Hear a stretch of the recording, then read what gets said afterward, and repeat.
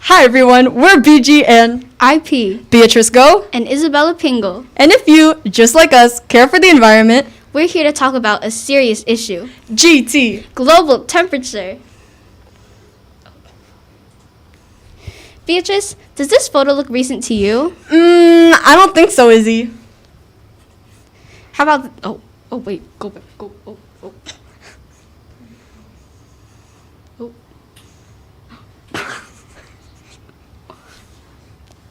Is that the recent one, Izzy? Sadly, yes. The orangey red stuff represents the temperature difference in Fahrenheit. As the spots turn more orange, this represents more heat being trapped in our atmosphere. So, you mean to tell me, as the years progress, the Earth has gotten hotter and hotter? Sadly, yes. Right here, we have a graph that represents the temperature rise over the years. We found the slope to be. Y equals 3 over 100x. This basically means, as the years go by, global temperature continues to rise, and sadly, there seems to be no signs of it stopping anytime soon. Ever since the 1960s, the temperature has been going up at an increasingly high rate. Which only leaves us wondering, how will this affect our future? With our global temperature on the rise, this serves a great problem for us. First of all, animals cannot adapt to their environments. Beatrice, do you ever cry when an animal dies in a movie? Oh, I always do. Well, guess what? That will be a reality if we don't do something about it. Second, food scarcity will be a bigger problem than it already is. Lastly, global warming results in harsher weather conditions. Imagine deserts even drier than they already are. Imagine rainy places flooding even more than they already have. Things do not seem to look too good for our future. So how does this affect us? Well, let's start with our amazing animals dying.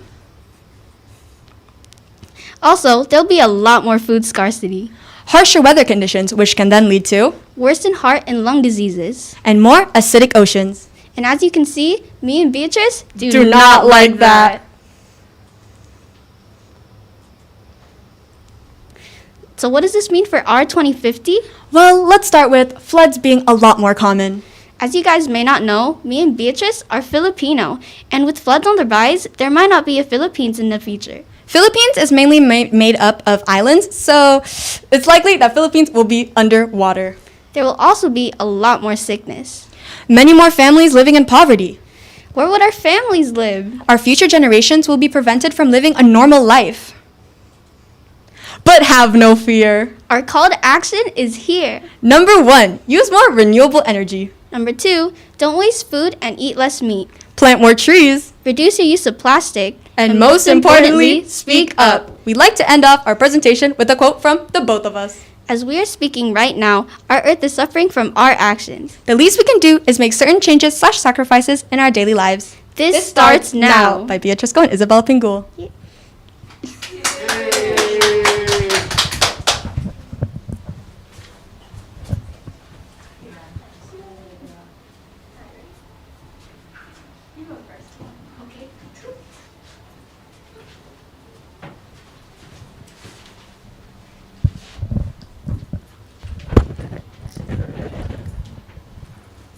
Okay. Hi, I'm Ivy. This is Angela, and our presentation is on sea level rise. What is happening to it?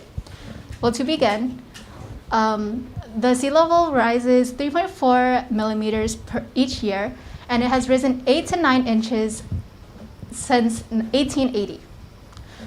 This means that the rate of change is 3.4 millimeters per year.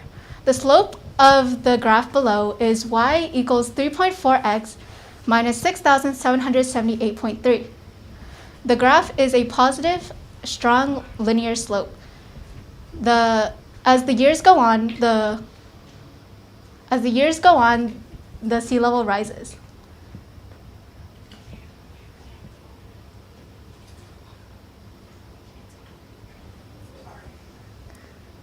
Apparently audio is not working. Oh. Hello? Is it? Okay,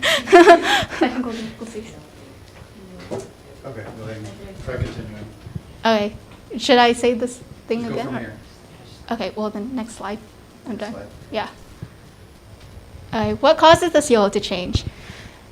One of the things that causes the sea level to change is ocean heat. As the ocean warms, the water expands. the ocean is warming up due to human-influenced global warming. Thermal expansion is causing this. As the oceans warm up, the molecules increase in distance. This is called thermal expansion. Thermal expansion is a major contributor to sea level rise. NASA and European data believes that by the end of our century, we will have a sea level rise of 26 inches.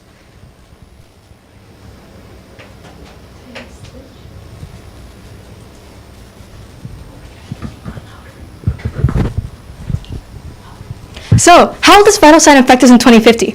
Believe it or not, sea level rise is much more dangerous than you think, and it's already affecting populations around the world.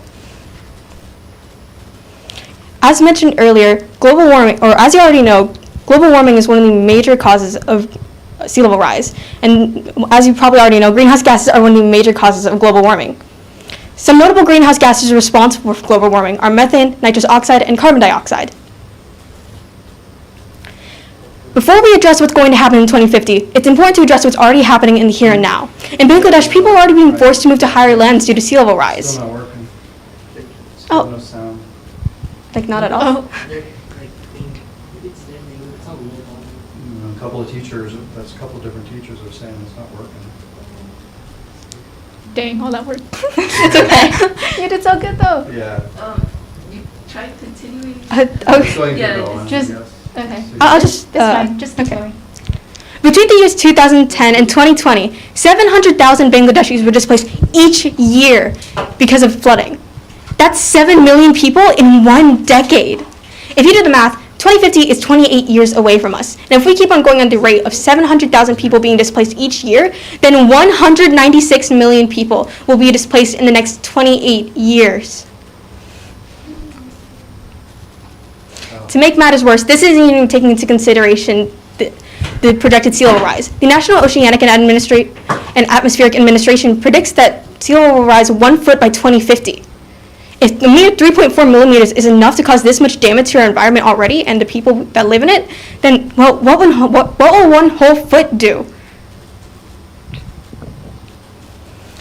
To make matters worse, over 30% of the United States population lives on a coastline region. What if this turns out to be another Bangladesh situation that forces people to move further inland? Flooding caused by sea level rise can result in necessary infrastructure being damaged. And not to mention, since 1950, flood threat has increased from 300 to 900%. And this isn't the only issue, because storm surges are another one. Because of sea level rise, storms are becoming more frequent, will push farther inland than they did before, and be more disruptive. And not to mention, these beautiful environments you see, marshlands, beaches, wetlands, and coral reefs, could all disappear by 2050 if nothing is done about sea level rise. Nature is like a domino effect. You lose one thing, inevitably you will lose another. This isn't ideal for our growing population either, where we need more resources than ever. And if global temperatures continue to rise, which they likely will, then sea level rise is inevitable. And all the things I mentioned in the previous slides could happen to you and I. Well, what can we do to stop sea level rise? One thing we can do is plant more plants and save trees. Plants soak up rainwater, and that will help slow the sea level rise.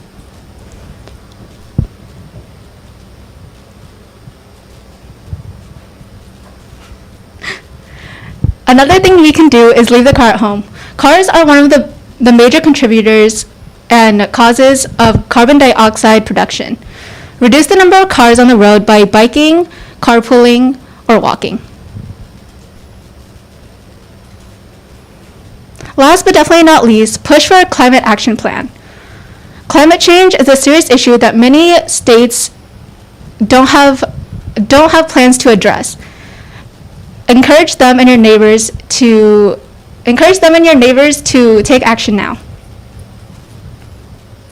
You and I will be living in this future, and we can all do something about it. There is hope for the future. There is hope for 2050.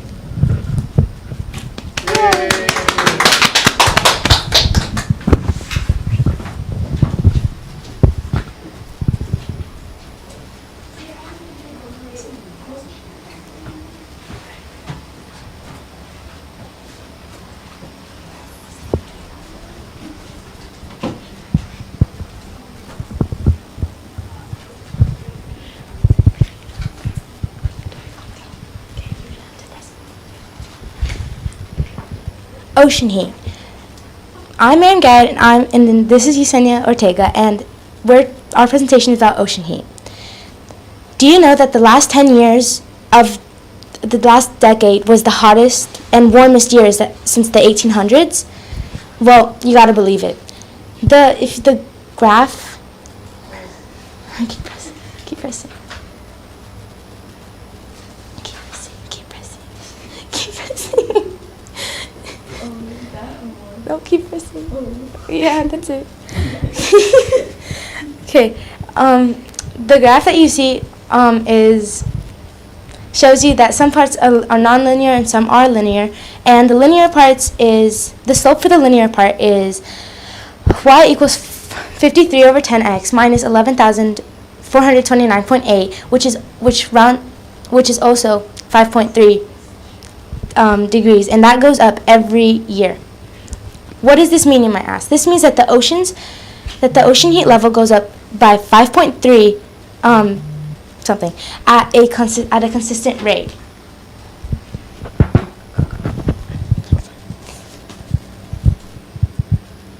What is ocean heat causing? Ocean heat is causing the ice caps to melt because the ocean is getting warmer, so the ice caps are melting at a lot faster and quicker rate than they usually would.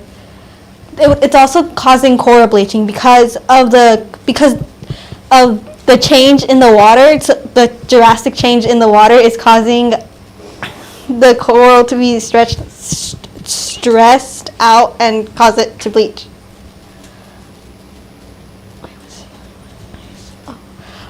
It's also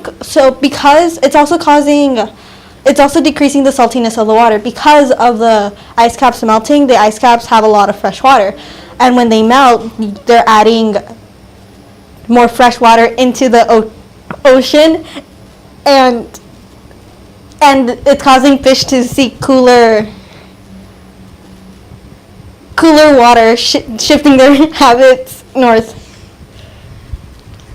What is going to happen in 2050, you might ask? Just keep pressing. Just keep pressing. The saltiness of the ocean will go down by a lot because all the heat will make the salt dissolve, and because the heat will make ice caps melt, which also desalts the ocean. The Great Barrier Reef could all be gone by 2050 because it will end up drying out and dying. A lot of the ice caps will also be gone because the ocean will get so hot that the ice will all melt, leaving a lot of animals such as polar bears and penguins with no home.